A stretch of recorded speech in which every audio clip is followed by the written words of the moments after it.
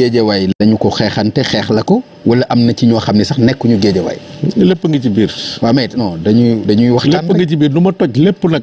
mais wax dëgg yàlla xam nga boo demee ba ñëw. xarañ nga lool waaye du ma toj lépp. boo ñëwee pour ñu waxtaan. maa bañ loolu suma mbiru parti la réglé naa ko suma biir parti. d'accord dépassé naa loolu. donc du ma ci ñëwaat fii. mbaa du leen topp sinon dootuma bokk ci parti bi parce que parti politique aussi boo ci bokkee. alors da ngay limiter sa bopp.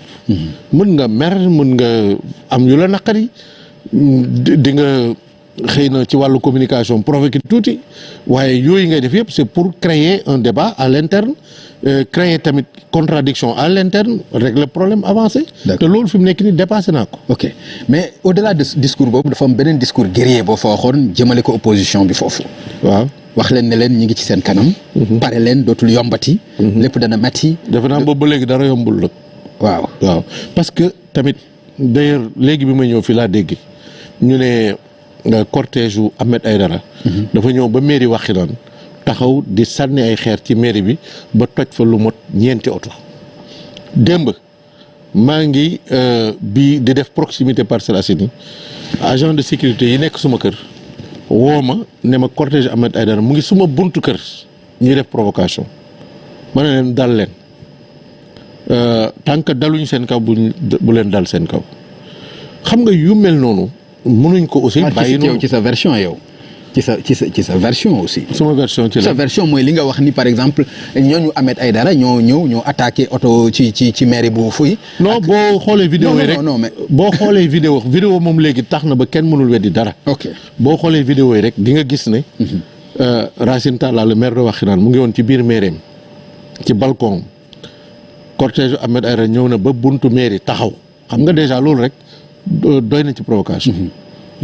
d'accord ay échange am ba ñoom ñu sànni ay xeer waa oto Ahmed Aïdara tojul oto waa mairie Wakhinane moo toj mun naa ci tudd ko kenn oto nii ni Diallo gis naa photo bi gis naa vidéo bi. donc loolu mënuloo ma wax ne suma point de vue la rek c'est la réalité des faits. loolu laa wax ne état bi am na rôle bu mu ci war a jouer mais ñun en tant que politique on ne peut pas se laisser massacrer comme ça par les gens c'est pas possible parce que ay citoyens lañ aussi man de laa wax xanaa ñu mun ma ëpp ma doole. waaye du ma nangu kenn di ma faagaagal et j'appelle sunu parti ak sunu coalition nañu taxaw nag parce que opposition bi lim leen jaral pour jaxase ak yàq réew mi ñun nañu ko jaral pour taxaw temb fexe campagne bi mu déroulé wu normalement élection yi kenn bañ ko perturber ñu mun ko doxal ki nga xam ne mu ëppale mu gagné la preuve quand ils ont gagné Guédiawaye kenn déggul benn coow donte. doxal nañu ñoom doxalin boo xamante ni ñun mënoon nañ ci am leneen loolu laa doon wax ne liñ leen may ba ngeen yàq élection yi ba am yenn résultats yi dootuñ leen ko may te loolu c'est encore valable aujourd'hui la preuve aujourd'hui taxaw nañ buntu mairie Wakhinane toj ay oto jàmbur blessé ay nit te teguñ ko fenn. d'accord ndax nit ki mën nga def sa cortège dem def sa meeting. wax li ngay wax te doo indi violence. d'accord monsieur le maire dinaa ñëwaat ci loolu. mais naka nga mën a expliquer aussi défaite boo xam ni.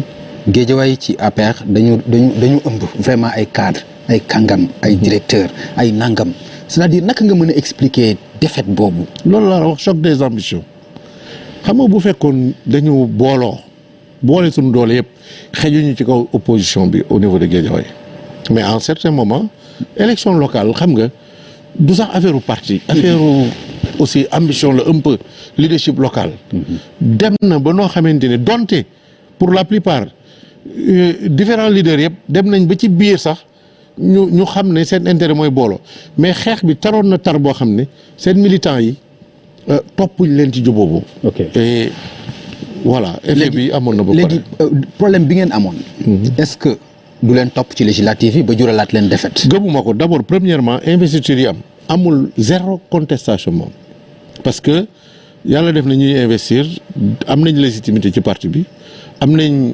ancrage sociologique ak historique ci biir Guédiawaye ba tax na amul kenn kuñ ci contesté premièrement. deuxièmement li xew ci local yi métti nañu métti goo xamante ni ku ci nekk rendre na compte ne sa ambition personnelle mënul dominer l'intérêt collectif. muy parti bi continuer am doole continuer jàppale président de la République. ba tax na tey ba bii may ñëw fii gars yi ku ci nekk yaa ngi sa ruq di mobiliser di def ay proximité te kenn waxu la ko donc conscience boobu ñëw na ci ñun te gëm naa ne suñu continuer loolu incha allahu rabbi dinañu gagné. d'accord mais da ngeen génn ci défaite boo xam ni dynamique boobu sam mën na leen topp de. xam nga élection moom ce n'est jamais gagné d'avance mais tamit nit ki da ngay analyser dama ne su fekkee juboo am na léegi su fekkee investiture amul benn frustration li ci des mooy boole doole yi ànd communiquer ak population yi parce que loolu tamit jarul a xeeb. d'accord démb dama dem benn quartier boo xamante ni jàpp naa ci quartier yi ma gën a réaliser ay mbir la bokk vraiment nit ñi wax yu rafet toog ba ci kanam benn góor jóg ne ma ah man de wax dëgg yàlla kontaanu ma ndax quartier bi defuloo fi dara bi nga nekkee maire ak léegi. waaye ba mu ko wax ci biir jàkka la mënu ma toon ci biir jàkka ji. damaa xaar ba génn jàkka ji ma ne góor gi li mu wax nag man du ma ci mer day tax ma remettre en question sunu capacité à communiquer avec les masses parce que gëm naa ne li mu wax da ko gëm. et pourtant jàkk bi mu toog maa ko tabax astafurlah dama ci contribuer fortement pour ñu tabax ko jàkk bi mu toog di wax loolu mbedd ba mu nekk lampe ya fa nekk maa ko fa def assainissement ba fa nekk man maa ko négocier waaye su demee ba kooku di dund loolu yëpp amélioration yëpp te yëgu ko ça veut dire qu'il y a un problème de communication ma profité ci nag wax ne rassemblement yi amul solo nañu dugg kër par kër métti na physiquement mais nañ jël le temps waxtaan ak nit ñi parce que parfois di nga jàpp ne liggéey bi nga liggéey nit ñi yëg nañ ko fekk ñoom yëguñ ko et ça ki ngay liggéeyal nag su ko yëgul vraiment c'est à perte. Donc c'est extrêmement important de donner tout le poids qu'il faut à la communication et même à la communication interpersonnelle. C'est très difficile lu jafe la mais boo tànnee politique il faut que nga nangu vraiment engagement physique boobu tamit. D'accord mais est-ce que yaakaaruloo aussi yow Aliou Sall nga nekk ci blocage pourquoi mooy Aliou Sall bu ñu ko waxee xel yi dem ci pétrole Sénégal. bu ñu ko waxee nii na sama 400 000. c'est-à-dire est-ce que jàppuloo ni yow. askan bi jàpp nañu ne yoreel nga leen loo xam ni da nga leen ko war a jox. 6 000 milliards la. c'est-à-dire loolu nga xam ni ñi ba léegi. dara leeragu ci. porté nga ci plainte xamuñu fan la mujj. porté nañ la plainte naam am na luñ ci dégg. mais est-ce que jàppaloo ni loolu itam mën na nekk lu leen topp ci biir Guédiawaye toujours. non góobu loolu wax dëgg yàlla parce que loolu bi mu amee léegi ay ñaari élection am na fi entre nous ñu gagné lépp donc loolu amul beneen. am na bu ngeen perte aussi. mooy local bi. waaw mais avant loolu coow li bëri woon na fi gagné nañ fi élection législative gagné nañ fi présidentielle donc góobu loolu c'est-à-dire que aussi. Il faut pas exagérer médias yeeg réseaux sociaux yi ak yenn impact électoral yi entre nous. mais beneen mbir bi mooy. waaw bu dee loolu handicap la tey maa ngi nii. wutuma député wutuma directeur général wutuma ministre lu dul taxaw nag di jàppale tey la gën a tar suma coalition ak suma parti donc loolu amatul impact parce que man wutuma dara. lu dul parti bi am doole coalition bi am doole parce que gëm naa ne loolu moo mën a soutenir l'action du président et l'action du gouvernement tey jii loolu mooy sama préoccupation politique mais du leneen. d'accord mais nag war na man jàpp naa ni itam mais am na loo xam ni takk na si yow dalay topp partout même dañuy gis même ba bitim réew dalay topp parce que am na benn vidéo bu viral bu ñu gis nit nga nekk à l'aéroport nit taxaw di la laaj di la wax waxu 400 000 ak yooyu. waaw mais loolu. loolu itam xam nga nit ku nekk ak man franchement loolu détail la pour man xam nga dinaa dem fu bëri vraiment nit ñi tertu ma bu baax tàgg ma dinaa dem feneen tam daja fa ak opposition ci biir réew wala ba ci biti ba biir Dakar sax am na foo xam boo rombee nit sànni ma kàddu ak yooyu waaye su fekkee ne man fépp fu ma taxaw nit sànni ma kàddu ma sànni ko kàddu wala loolu dana ma teree dund wala dana ma teree déployer ci politique ma xam ne motatuma lu ma doon quand même il faut que ma am man capacité gérer loolu tamit xam ne c'est lié à mon statut familial xam ne c'est lié au fait que lu ci bëri jaar ci man jot ci président la nit ñi di jéem a def ma mën ko gérer aussi et donc je n'ai aucune difficulté vraiment ci suma dund au plan personnel wala ci suma conviction politique wala suma engagement par rapport ak problème yooyu nga xam ne je fais face et je fais face avec beaucoup de dignité vraiment sans difficulté. D'accord. ñu ñëw ci élection yi nga xam ni moom moo waral soir de campagne ñu ubbil ko suñu mbokk yi ñu fàttali ne yéen a ngi ànd ak l'ancien maire bu Guédiawaye Aliou Sall moom la ñuy recevoir tey ci soir de campagne alors monsieur le maire gis nañu président am nu mu duggee ci campagne bi. dégg nañ ko Ndar mu fay teg xeer bu jëm ci aéroport. non muy inauguré plutôt aéroport bi nga xam ni def nañ ko foofu à Saint-Louis ci moment campagne. ci loo xam ni vraiment. ci bu ñu sukkandikoo vraiment ci yoon ku ne xam na ni président amul wàll ci élection législative. mais amul wàll deful wàllam. non est-ce que wax na ci émission législative. non mais xam nga. est-ce que wax na voté leen liste bi waaye nag.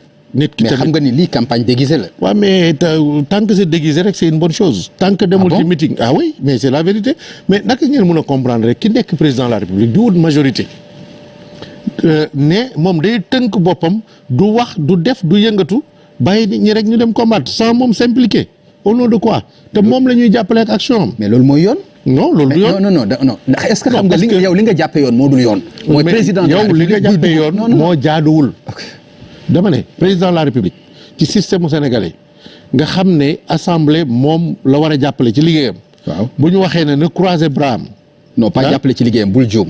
assemblée bi daf ko non. xam nga yaa ngi juum.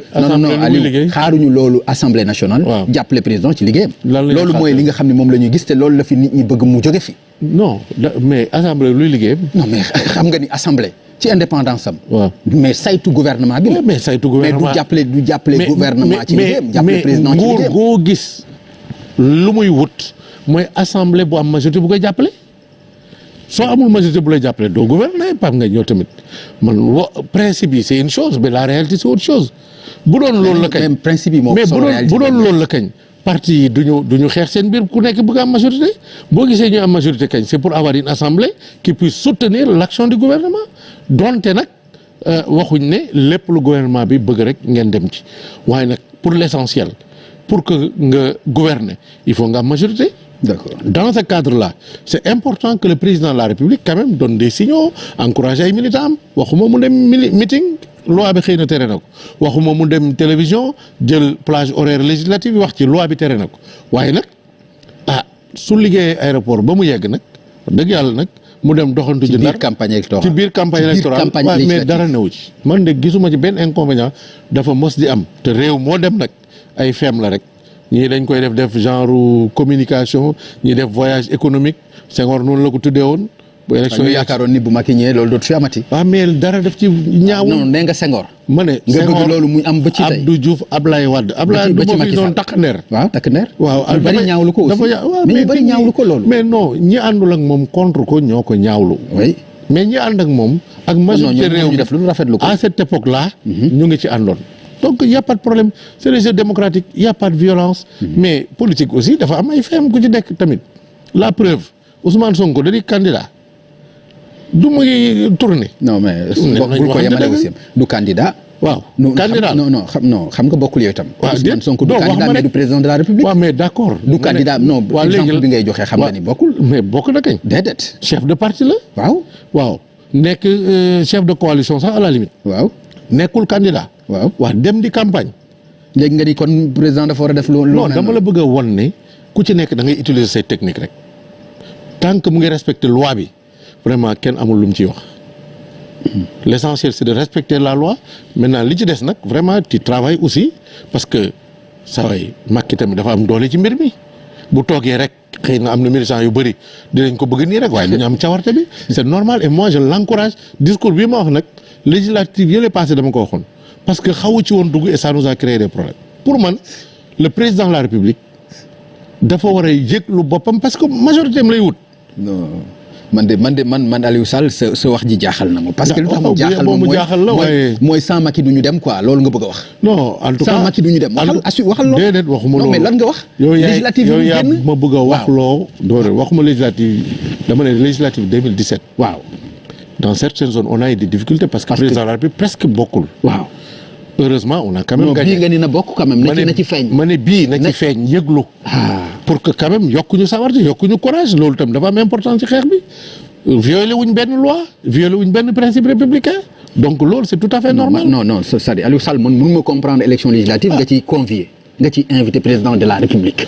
man de ba pare nga bëgg ko assumer. non dama koy assumer nag complètement parce que aussi xam nga wax dëgg tamit dafa am solo foofu munti jël muy États-Unis muy France muy feneen élection bu am même bu dee élection territoriale. di nga gis ka jiitu parti ba bu nekkee président de la République dina am façon bu mu yëngatoo pour yëglu pour gën a yokk cawarte ay nitam. loolu c'est la politique. xel xalaatul ñu dem élection législative Macky tëju ci palais ba nekk ci ay dossier di liggéey ne su ma yoon nekku ci loolu su ko defee sax. dafay doy waar nekk ci ay dossier kay du ko def xanaa kay da nekk ci ay pexe nu muy gagné législative yi. loolu ñaari yooyu nag la moo war a ànd. la preuve aéroport international Saint-Louis am na quand même impact ci économie réew mi Saint-Louis va retrouver son rôle d'antan en matière d'aviation et de transport aérien. impacté na région de Saint-Louis ak région nord. donc loolu mu def am na solo ci réew mi am na solo ci économique bi waaye tamit dina tax militant Saint-Louis vraiment kontaan cawarte am courage ci élection yi. et c'est de bonne guerre. opposition bi ñu ngi leen di xaar ci cohabitation jàpp nañu ni fa lañ jëm ak yéen.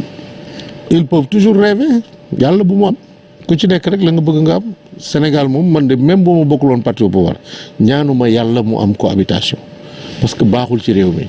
entre nous parce que ça veut dire que duñu yow yaa jàpp ni baaxul ci réew mi. non baaxul ci réew mi. si mais parce que réew yi cohabitation am yëpp te amul ay institutions yu dëgër mais waxuma la ni ñu am retard au plan économique kenn du mën a décider visibilité du am mais dafay dem sax ba am instabilité institutionnelle ba am sax ay crise ñun sunu réew yi quand même évolué nañ lool am nañ démocratie mais am na foo xam ne tollooguñ fa donc li gën mooy kii gouverner am majorité looloo tax d'ailleurs man je pense que législateur bi prévoir képp ku dem ba nekk président de la république boo ñëwee fekk assemblée boo xam amoo fa majorité su fekkee assemblée bi am na at wala ñaari at xamatuma délai yi da ngay am sañ-sañ tas ko pour defaat élection parce que xam nañu ne ku nekk président de la république boo amul majorité assemblée mais réew mi dafay bloqué. loolu c'est le béaba. d'accord alors mais dafa am keneen ku gis ni. faaw opposition bi am doole. ci assemblée nationale pour réew mi mën a tegu ci yoon président de la république du mën a def li ko neex. dina am loo xam ni dina jóge ci parlement bi lu war a leer dina leer mën nañu wax sax egg ci ba premier ministre jóge ci parlement bi maanaam jóge ci ñi nga xam ne ñooy majorité bi loolu itam dafay yokk doole démocratie dafay yokk doole république parce que bu boobaa yu bëri yi nga xam ni dinay am mais du doxee ni nga xam ni noonu la ko gouvernement wala président de la république bëggee. jàppaloo ni loolu dana gën a dëgëral démocratie. loolu waxu opposant la rek démocratie moom mun nañ jox lu ñu neex waaye defe naa li ko tax a jóg tamit mooy ki ñu fal ne moom mooy exécutif. mais jàppoo ni war a doxal bu ñu économie génnoon ci législative yi. par exemple Ousmane Sonko mënoon a nekk majorité assemblée nationale moo ko jik moo jik ànd ak réew Macky Sall. yow sa bopp xam nga ne loolu mënul nekk. te tamit non majorité bul fàtte ne constitution bi li mu wax mooy président de la république mooy tànn premier ministre. waaw donc waaw non ci régime bi ñu